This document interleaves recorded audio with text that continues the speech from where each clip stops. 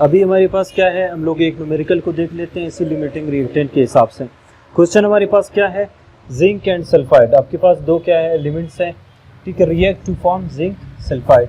ठीक है, ये दोनों मिलकर क्या बनाते हैं, zinc sulphide, according to following balanced chemical equation. Balanced chemical equation आपके पास क्या है, ये है कि जिंक सल्फर के साथ मिलकर क्या बनाता है, जिंक सल्फाइड बना लेता है। ठीक है, अभी क्वेश्चन आपसे क्या है, इफ अगर आपके पास क्या हो 6.0 ग्राम ऑफ क्या जिंक अवेलेबल हो और 4.0 ग्राम क्या हो आपके पास सल्फर अवेलेबल हो, तो आपने क्या बताना है, आप तो ये बताना है कि इन दोनों में से लिमिटिंग रिएक्टेंट कौन सा है, और दूसरा अगर आपके पास मास क्या है जिंक सल्फाइड जो बनेगा वो आपके पास कितना बनेगा। ठीक है, तो इस रिएक्शन के अकॉर्डिंग हमें क्या है, सबसे पहले तो रिएक्टेंट्स दिए गए किस चीज़ में, ग्राम में, मास में दिए गए हैं, तो लाजमी सबसे पहले हमने इनको क्या करना होगा, मोल में कन्वर्ट करना होगा। फिर मोल को हम लोग इस बैलेंस केमिकल इक्वेशन से क्या करेंगे, कंपेयर करेंगे कि कौन सा रिएक्टेंट आपके पास कम क्या कर रहा है, प्रोडक्ट दे रहा है, वही हमारे पास क्या होगा, लिमिटिंग रिएक्टेंट होगा। तो चलिए शुरू करते हैं इसको। तो सबसे पहले क्या करते हैं हम लोग, जिंक का और सल्फर का क्या मालूम करते हैं, मोल्स मालूम करते हैं। ठीक है, तो यहाँ पे मैं क्या लिखता हूँ, यहाँ पे मैं लिखता हूँ जिंक, यहाँ पे मैं लिखता हूँ सल्फर। इसका अलग मोल्स मालूम करते हैं, इसके अलग क्या करते हैं, मोल्स हम लोग मालूम करते हैं। जिंक यहाँ पे आपके पास दिया गया है क्या, मोल फार्मूला हमारे पास वही है, molar mass upon given mass upon molar मास। ठीक है, मोलर मास यहाँ पे गिवन मास आपके पास कितना है, जिंक का 6 ग्राम है, आपने लिख दिया 6 gram divide by molar mass. Zinc का जो क्या है मॉलिक्यूलर मास है या मोलर मास है एक मोल का, वो याद रखो आपके पास कितना है, 65 ग्राम है। ठीक है, तो 65 ग्राम अगर आपके पास क्या है जिंक का मोलर मास या मॉलिक्यूलर मास है, तो हम लोग यहाँ पे इसको लिखते हैं।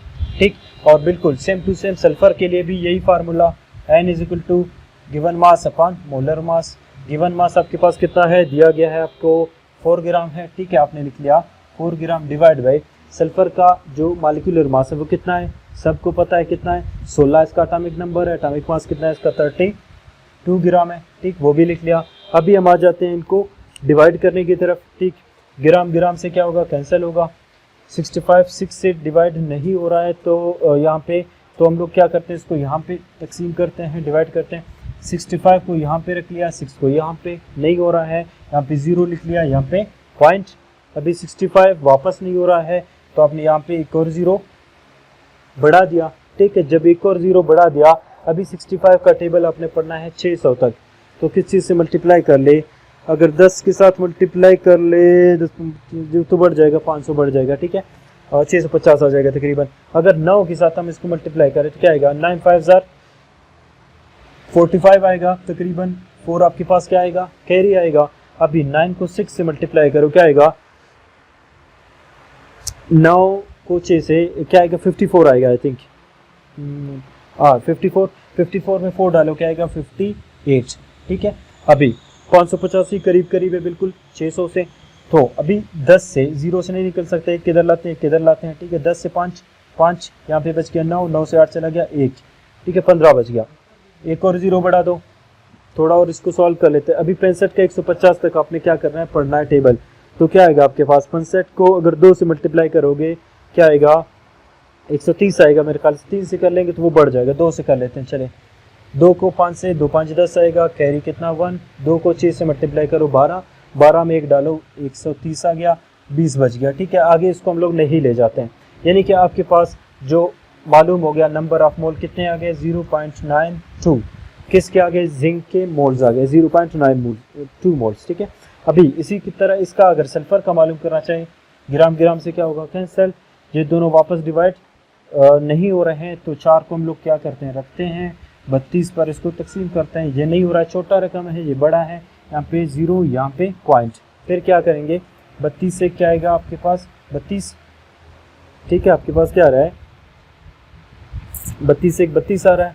ठीक है, क्लियर। यहाँ पे एक चीज़ गलत तो नहीं किया हम लोगों ने, यहाँ पे 6 था ना मेरे ख्याल से, हाँ 6 था, यहाँ पे 0 हम लोगों ने लिखना है। ये क्या है, 0.092 है। क्लियर। अच्छा, यहाँ पे क्या आ गया, अभी आपके पास 32 आ गया, 32 40 में से 32 निकालो 8 वापस तकसीम नहीं हो सकता, तो यहाँ पे आपने क्या करना है, 0 बढ़ाना है। अभी 32 का 80 तक पढ़ना है, अगर 3 से मल्टीप्लाई करोगे 3 3 9 96 आगे बढ़ जाएगा। 2 से कर लेते हैं, 2 को 2 से 2 2 4 2 3 6 आ गया। 10 से 4 चला गया, 6 बच गया, यहाँ पे 7 रह गए, 7 से 6 चला गया 1, 16। मजीद भी लेके जा सकते हैं इसको, लेकिन इधर ही हम लोग इसको ख़त्म करते हैं। आंसर आप गया आ गया आपके पास 0.12 मोल्स। ठीक है, किसके? सल्फर के। यानी कि आपके पास अभी कितना मोल अवेलेबल है? जिंक के आपके पास कितने मोल है? 0.092 मोल्स और सल्फर के आपके पास है 0.12 मोल्स। क्लियर? आपके पास क्या है? 0.12 मोल्स है और इसके कितने हैं? 0.092 मोल्स है। और बैलेंस केमिकल इक्वेशन के अगर हिसाब से देखें तो 1 मोल क्या है? जिंक है आपके पास, 1 मोल यहाँ पे क्या है? सल्फर है, 1 मोल आपके पास बन रहा है जिंक सल्फाइड। यानी कि बैलेंस केमिकल इक्वेशन के हिसाब से 1 मोल जिंक क्या करता है? 1 मोल जिंक सल्फाइड बनाता है। और सेम टू सेम 1 मोल आपके पास सल्फर क्या बनाता है? 1 मोल जिंक सल्फाइड बना लेता है। अभी इसको देखते हैं कि अगर इतने मोल्स हमारे पास कितना बनेगा। तो ये वाला हो गया, खैर ये वाला मैं मिटा देता हूँ। अच्छा, अभी देखिए आपके पास क्या है? जिंक सल्फाइड क्या है? अगर जिंक का देख लें, 1 मोल अगर आपके पास क्या है? जिंक है, तो कितना प्रोड्यूस कर रहा है? 1 मोल जिंक सल्फाइड। ठीक, उसी तरह आपके पास क्या होगा? 0.092 जिंक होगा तो लाजमी कितना बनाएगा? 0.092 जिंक सल्फाइड बनाएगा। क्लियर? तो इसका मतलब क्या है? किसकी मिकदार कम है? 0.12 सल्फर की मिकदार कम है या जिंक की? जिंक की मिकदार कम है। इसका मतलब प्रोडक्ट आपके पास लाजमी इतना ही बनेगा, क्योंकि आपके पास जो जिंक अवेलेबल है वो इतना ही है, वो सारा कंज्यूम होगा तभी आपके पास क्या है? उतना ही मोल बनेगा। जितना यानी कि आपके पास जिंक है उतना ही आपके पास जिंक सल्फाइड बनेगा, क्योंकि अभी बैलेंस केमिकल इक्वेशन यही कह रहा है ना। अगर आपके पास 1 मोल जिंक है तो जिंक सल्फाइड 1 मोल बनेगा। अगर ये आधा मोल है तो वहाँ पे आधा बनेगा। अगर ये 1/4 है तो वहाँ पे भी कितना बनेगा? 1/4। ठीक, मतलब कंट्रोल किस पर हो रहा है? जिंक पर। इसकी मिकदार तो थोड़ी बहुत ज़्यादा है। ठीक है, तो इसकी मिकदार कम है, तो इसका मतलब जिंक सल्फाइड हमारे पास इतना ही बनेगा। ठीक, अगर इतना बनेगा तो कंट्रोल कौन कर रहा है? जिंक, क्योंकि इसकी मिकदार क्या है? कम है और वो कम प्रोडक्ट बना रहा है। 0.12 आपके पास क्या ज़्यादा है, तो इसी वजह से हम लोग क्या कहते हैं? पहला तो आपके पास क्वेश्चन जो लिमिटिंग रिएक्टेंट का था कि कौन है, तो ये कंफर्म हो गया, जिंक हमारे पास क्या है? लिमिटिंग रिएक्टेंट है, क्योंकि इसकी कंसंट्रेशन हमारे पास कम है और उसी वजह से वो कम प्रोडक्ट क्या कर रहा है? दे रहा है। ठीक है, दूसरा हमारे पास क्या था? क्वेश्चन ये पूछ रहा था कि जो जिंक सल्फाइड हमारे पास बनेगा उसका मास कितना होगा। ठीक है, तो अभी देखो आपके पास जो जिंक सल्फाइड हमें कंफर्म हो गया कि बनेगा 0. उतना ही जितना हमारे पास जिंक अवेलेबल होगा। जिंक हमारे पास कितना था? 0.092 जिंक मोल्स थे, तो प्रोडक्ट भी इतना ही बनेगा। अभी इसका हमारे पास जो दूसरा क्वेश्चन था कि इस प्रोडक्ट का मास क्या होगा? Mass of zinc sulphide. ठीक है, तो उसके लिए लाजमी हमें पता है क्या करेंगे? वही पुराना फार्मूला जो हमारे पास था, n इज इक्वल टू क्या होगा? फिर मैं डायरेक्ट लिखता हूँ, n मल्टीप्लाई बाय क्या होगा? Molar mass is equal to given mass की। क्लियर? तो क्या आएगा? n आपके पास कितने मोल्स है? 0.092 moles multiply by molar mass आपके पास क्या है? जिंक सल्फाइड का मालूम करते हैं। एक जिंक का कितना है? 65 है, प्लस एक सल्फर का कितना है आपके पास? 32। ठीक है, 32 हो गया, तो प्लस करो 5 और 2 7, 6 और 3 9, 97 ग्राम। ठीक, तो 97 ग्राम के साथ इसको मल्टीप्लाई करेंगे तो आपके पास क्या आएगा? मास आएगा गिवन। यहाँ पे इसको मल्टीप्लाई करते हैं हम लोग, क्या है? 0.092 को मल्टीप्लाई करना है किसके साथ? 97 के साथ। 7 2 14 आएगा, कैरी 1। 7 9 63, 63 में 1 डालो 64 आएगा, कैरी कितना? 6। 7 0 0 0 में 6 डालो, फिर 7 0 0, फिर 9 को 2 से 18 आएगा। 18 का कैरी क्या है? 1 है। 9 को 9 से मल्टीप्लाई करो, क्या आएगा? 9 9 0 81, 81 में 1 डालो 82, कैरी कितना? 8। 9 0 0 0 0 में 8 डालो, 8 आ गया। ठीक है, 4 12 हो गया, 8 9 हो गया, ये भी क्या हो गया? 8 आ गया। ठीक है, अभी पॉइंट कहाँ पे लगाना है? 1 2 3, 3 डिजिट्स के बाद 1 2 3। आंसर आपके पास क्या आएगा? 8.924 ग्राम क्या? Zinc sulphide. क्लियर? यानी कि आपके पास क्या है? जो जिंक सल्फाइड है, अगर आपके पास क्या हो 6 ग्राम जिंक हो, 4 ग्राम आपके पास क्या हो? सल्फर हो, तो आपके पास जो जिंक सल्फाइड बनेगा उसका जो मास होगा वो कितना होगा?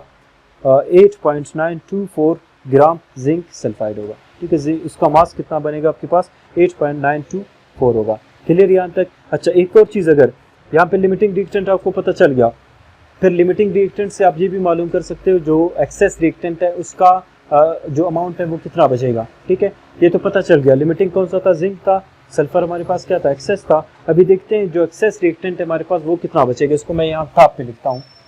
एक्सेस के लिए हम लोग क्या करते हैं, लिखते हैं हम लोग एक्सेस रिएजेंट या रिएक्टेंट कितना बचेगा इज इक्वल टू, वो किसके इक्वल होगा, आपके पास जो लिमिटिंग रिएक्टेंट है, चलो लिखते हैं लिमिटिंग रिएक्टेंट माइनस, या पहले इससे क्या लिख लो, गिवन क्वांटिटी जो आपके पास आ गया है या हम लोगों ने मालूम किया था। ठीक है, वही जो ज़्यादा वाला क्वांटिटी था हमारे पास कौन सा था, इनमें मालूम किया था हम लोगों ने, ये था सल्फर कितना था 0.12। ठीक है, और माइनस यहाँ पे लिख लो लिमिटिंग रिएक्टेंट। अच्छा, तो ER यानी कि एक्सेस रिएक्टेंट आपके पास कितना बचेगा, गिवन आपके पास कितना है 0.12 जो लार्जर क्वांटिटी है, या यहाँ पे आप लोग लिख लो जो लार्जर अमाउंट आपके पास आ गया था वो ये था ना। ठीक है, इसको लिख लिया, माइनस कर लो इससे कितना, लिमिटिंग रिएक्टेंट कितना था 0.092। तो जो आंसर आएगा वो आपके पास क्या होगा, यानी कि इतना रिएक्टेंट आपके पास एक्सेस में रह जाएगा। देखते हैं कितना रह जाएगा, माइनस कर लो 0.12 से क्या 0.092, इसकी अकॉर्डिंग भी 0 लगा लेते ताकि आसान हो काटना। अभी देखो क्या आएगा आपके पास, 0 से हम लोग अगर निकालना चाहे कितना 2 तो नहीं निकल सकता, एक किधर से लाते हैं, तो 10 से 2 चला गया 8, यहाँ पे रह गया क्या 1 से 9 नहीं जा सकता, इसको 11 कंसिडर करो, 11 से 9 2 चला गया, यहाँ पे बच गया 0.0, यानी कि बच गया हमारे पास 0.028। ठीक है, 0.028 क्या, ये किस चीज़ में आ रहा है, मोल्स में। ठीक है, इतने मोल हमारे पास क्या रह जाएंगे, एक्सेस में रह जाएंगे, जो रिएक्शन में बिल्कुल भी हिस्सा नहीं लेंगे। ये सारे के सारा हमारे पास क्या होगा, एक्सेस होगा, ये without taking part in chemical reaction वो ऐसे ही रह जाएगा। ठीक है, तो इस तरीके से हम लोग क्या कर सकते हैं, लिमिटिंग रिएक्टेंट को मालूम कर सकते हैं किसी भी तरीके से, और ये भी मालूम कर सकते हैं कि हमारे पास जो लिमिटिंग रिएक्टेंट है उसका मास कितना होगा, जो एक्सेस रिएक्टेंट बचेगा कितना बचेगा, और जो प्रोडक्ट हमारे पास बनेगा वो कितना बनेगा, उसका मास कितना होगा। ठीक है, तो यहाँ पे जो लिमिटिंग रिएजेंट है, लिमिटिंग रिएक्टेंट है, एक्सेस रिएक्टेंट और जो उसके न्यूमेरिकल्स है यहाँ पे क्या होते हैं, कंप्लीट हो जाते हैं। उसके बाद जो नेक्स्ट इंशाल्लाह हम लोग कोशिश करेंगे जो ईल्ड है हमारे पास, जो तकरीबन लास्ट टॉपिक है हमारे पास, जो फर्स्ट ईयर के पहले चैप्टर का स्टोकियोमेट्री का ईल्ड है, जिसमें थ्योरेटिकल ईल्ड, एक्चुअल ईल्ड और परसेंटेज ईल्ड ये सारे आ जाएंगे। उनको हम लोग कोशिश करेंगे वापस एक इंटरेस्टिंग तरीके से इनको डिस्कस कर लेंगे। तो तब तक के लिए ये लेक्चर यहाँ पे ख़त्म हो जाता है। मिलते हैं इंशाल्लाह नेक्स्ट वीडियो में।